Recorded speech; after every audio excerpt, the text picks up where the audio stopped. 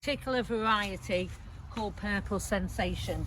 The reason that we grow this particular variety is because we know that that variety will come up year after year. Some alliums you need to lift and cover over in the winter, but this one you don't. So I'm just going to use my bulb cutter so that I know absolutely the right depth. I think sometimes we bury them too deep or not deep enough. So if you get yourself one of these, then that will help you massively.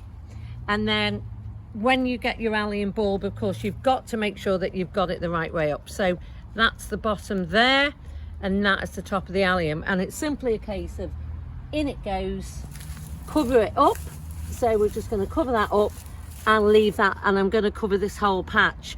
I'll also put a link on the video to which particular alliums we grow, and I'll also put a link to alliums in pots, because we do grow them in pots as well. There's certain varieties we grow in pots, certain varieties we grow in the ground.